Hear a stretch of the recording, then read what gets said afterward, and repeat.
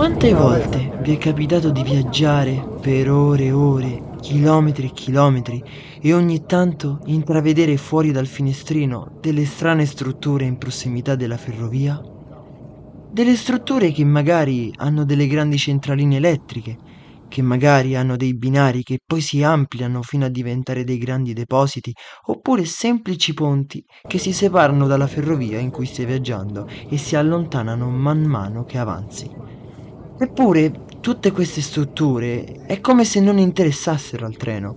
Il treno ci passa, veloce, piano, ma non si ferma. Ad eccezione di alcune, certo. E no, questa che vedete non è una stazione.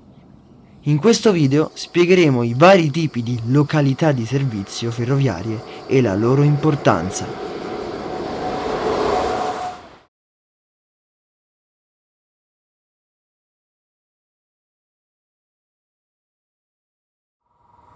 L'acronimo PC è abbreviativo di posto di comunicazione. I PC, come tutte le altre località di servizio, sono limitati dai segnali di protezione. Ogni località di servizio, infatti, ha più di un segnale di protezione in entrambe le direzioni. Questi segnali servono proprio a proteggere la località di servizio, quindi si disporranno a via impedita se per esempio gli scambi non sono nel verso giusto. Quindi le località di servizio partono e finiscono dai segnali di protezione. Tornando a parlare dei PC, il posto comunicazione è una località di servizio che si trova in prossimità di una linea a doppio binario. I PC si possono trovare sia all'esterno sia dentro le gallerie e possono essercene anche più di uno lungo la stessa linea. Si trovano sia sulle linee tradizionali che sulle linee a V. I PC nascono con un obiettivo preciso, nonché loro principale funzione, ovvero mettere in comunicazione i due binari della linea, il pari e il dispari, con due deviatori contrapposti chiamati comunicazioni, da qui il nome della località di servizio.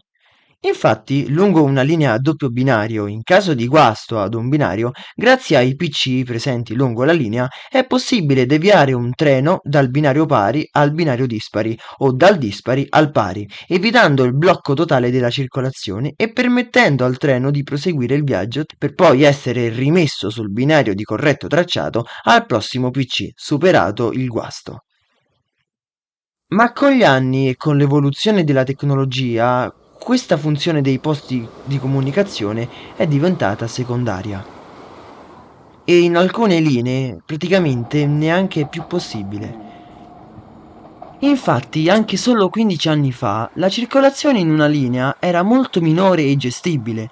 Al giorno d'oggi, con una circolazione molto intensa nelle linee, è praticamente impossibile permettere ai treni di passare da un binario all'altro, superando, tra virgolette, il guasto passando per il binario di destra o di sinistra, perché creerebbe problemi alla circolazione appunto per il traffico intenso nelle linee. Per questo motivo molti PC non sono più attivi o accessibili.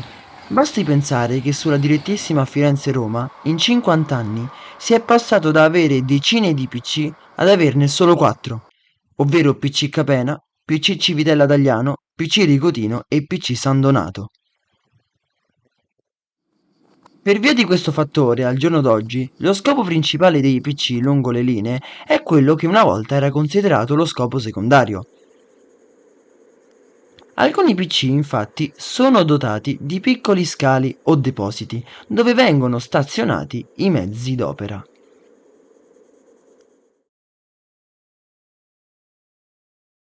I mezzi d'opera di giorno rimangono all'interno del deposito del PC,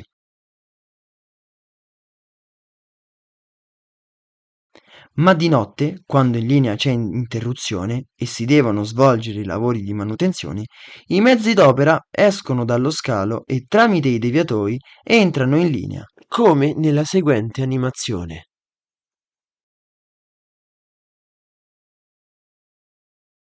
E grazie alle comunicazioni del PC passano da un binario all'altro della linea, in base al lavoro che bisogna svolgere.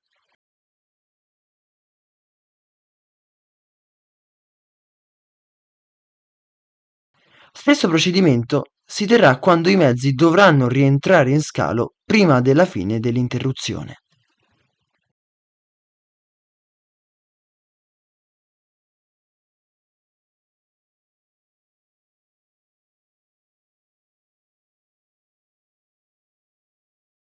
Il bivio è una località di servizio che permette ad un treno di passare da una linea all'altra.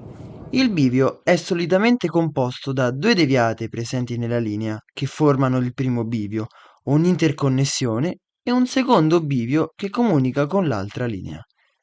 Anche i bivi sono delimitati e protetti da segnali di protezione. L'interconnessione è il tratto di binario che permette appunto al treno di passare da una linea all'altra ed è compreso tra i due segnali di protezione dei due bivi.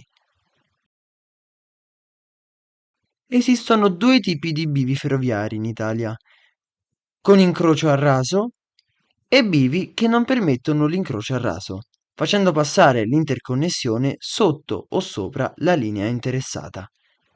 Solitamente i bivi delle linee AV sono classificati come primi bivi e i rispettivi bivi delle linee tradizionali sono chiamati secondi bivi.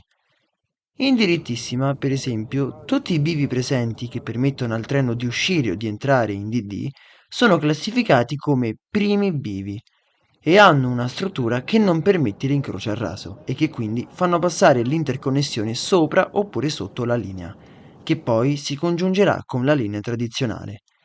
Mentre i bivi corrispondenti, quindi quelli della linea lenta, sono classificati come secondi bivi e hanno gli incroci a raso. Quindi, se per esempio un treno dispari dovrà entrare in direttissima, sarà costretto ad attraversare il binario pari della linea lenta per via dell'incrocio a raso, mentre in direttissima giungerà direttamente al binario senza incrociare altri binari. I bivi, oltre a essere classificati con primi e secondi, vengono classificati anche con bivi nord e bivi sud. Infatti, solitamente in una località in cui è presente un bivio, pochi chilometri avanti è presente il bivio corrispondente. I bivi, infatti, permettono ai treni di uscire dalla linea e fare una fermata che non è presente sulla linea. Per esempio, un treno AV che viaggia sulla linea alta velocità deve fare una fermata che non si trova in linea. Per questo attraverserà il primo bivio sud, l'interconnessione che passerà sotto la linea AV e giungerà sulla linea tradizionale tramite il secondo bivio sud e una volta aver fatto servizio viaggiatori in stazione, il treno AV proseguirà tramite la linea tradizionale fino ad arrivare al secondo bivio nord, dove tramite la deviata prenderà l'interconnessione che passerà sotto o sopra la linea AV, per poi rientrare in linea tramite il primo bivio nord. Ma non solo! I bivi servono anche a deviare i treni in caso di un guasto in linea e quindi in un certo senso sostituendo le funzioni dei PC. Ma servono anche per collegare più linee ferroviarie. Un esempio possono essere gli Intercity Ancona-Roma, che, una volta aver percorso la linea Terontola-Foligno-Orte, giungono a Orte entrando nella linea lenta, proseguendo fino al secondo bivio Orte Sud, che, tramite l'interconnessione, fa giungere gli Intercity fino al primo bivio Orte Sud, dove il treno potrà proseguire in direttissima. In questo caso il primo bivio Orte Sud è sotterraneo. E per i bivi delle linee AV-AC a 25 kV? Il tratto di interconnessione in una linea a 25 kV che permette al treno di passare ad una linea convenzionale, quindi a 3 kV, è dotato del POC, cioè il posto in cui avviene l'abbassamento pantografo e cambio alimentazione, che è solitamente posto a inizio linea AV. Un esempio di bivio con il POC è il primo bivio PC Gricignano.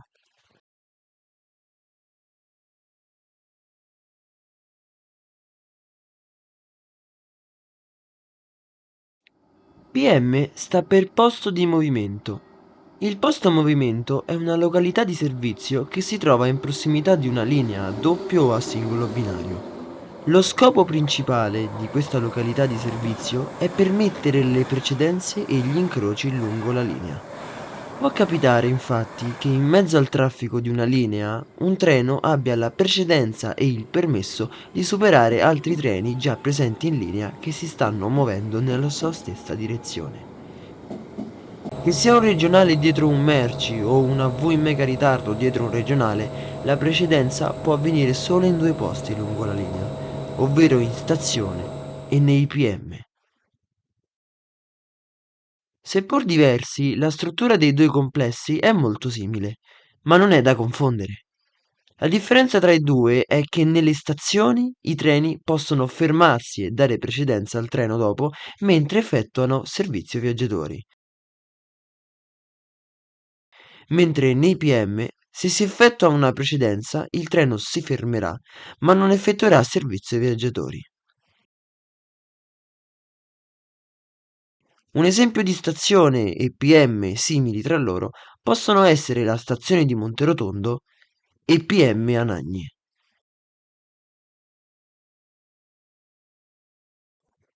Infatti si può notare come tutte e due le località di servizio abbiano due binari di corsa, che quindi seguono il corretto tracciato, e che permettono sia il servizio viaggiatori sia il transito di altri treni, nel caso delle stazioni, mentre solo nei PM consentono solo il transito di altri treni, e due binari di circolazione, dove i treni possono fermarsi e dare precedenza o permettere incroci con altri treni in arrivo.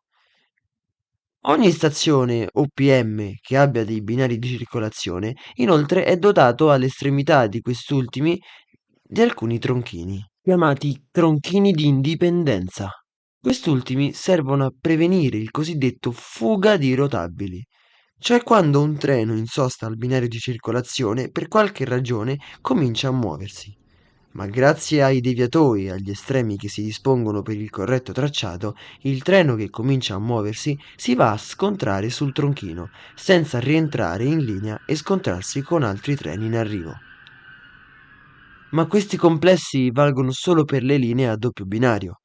In una linea a singolo binario il PM è molto più semplice e in questo PM ciò che avviene più frequentemente non sono le precedenze, ma gli incroci, cioè quando un treno si ferma sul binario di circolazione per permettere ad un treno proveniente dalla direzione opposta di passare e proseguire il tragitto. Anche in questo caso, gli incroci lungo la linea possono avvenire sia nei PM sia nelle stazioni a binario semplice. Inoltre i PM, oltre a essere compresi tra i segnali di protezione, sono dotati anche di segnali di partenza, come le stazioni.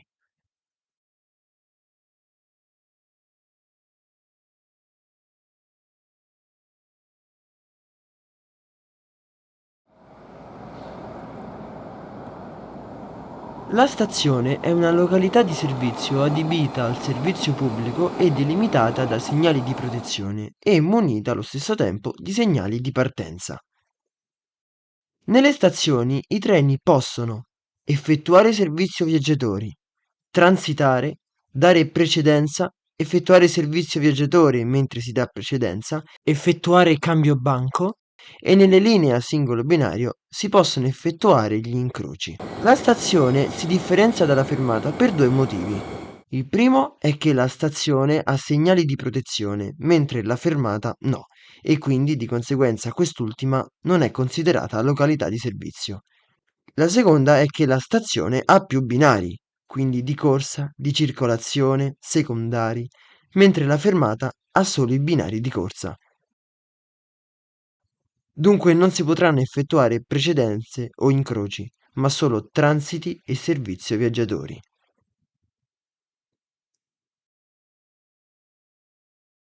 Una stazione può essere abilitata quando è retta dal DM, quindi il dirigente movimento, disabilitata quando è presente l'AG, quindi l'agente di guardia, e in questo caso in stazione non si possono effettuare incroci o precedenze, impresenziata, cioè che in stazione non è presente né il DM né l'AG.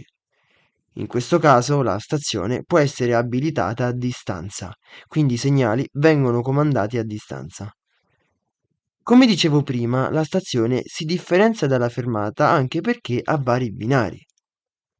Si classificano in binari di corsa, che seguono il corretto tracciato e servono per far transitare o far fare servizio viaggiatori ai treni, binari di circolazione, dove i treni possono effettuare servizio viaggiatori, effettuare incroci, precedenze con servizio viaggiatori o solamente precedenze, quando i viaggiatori non possono scendere se il treno non ha fermata prevista in quella stazione, e inoltre ha anche i binari secondari, cioè binari non destinati alla circolazione dei treni, utilizzati solitamente come deposito mezzi d'opera.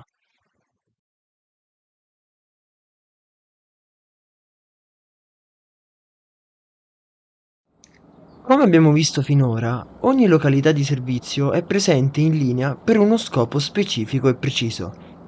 Ma negli ultimi anni, quindi nelle linee più moderne, sono state realizzate delle località di servizio che sommano e svolgono più funzioni nello stesso punto. Un esempio sono i bivi PC, cioè delle località di servizio dove sono presenti dei deviatori che poi portano il treno nell'interconnessione che lo farà arrivare in un'altra linea e, poco più avanti, dei binari di comunicazione. Quindi la località svolgerà sia la funzione di bivio che di posto di comunicazione. Un esempio può essere il bivio PC Sette Bagni, presente poco più avanti della fermata di Sette Bagni, lato Roma. I treni infatti in quel punto possono passare dal binario pari al binario dispari oppure essere deviati in linea lenta o in direttissima, grazie al bivio con incrocio a raso. Possono essere presenti anche i bivi PM, come il bivio PM Santa Lucia. Oppure ancora, la stazione è la località di servizio con più funzioni.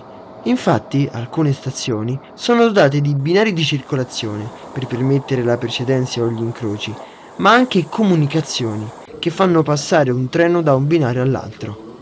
Nelle grandi stazioni, inoltre, si possono collegare anche più linee.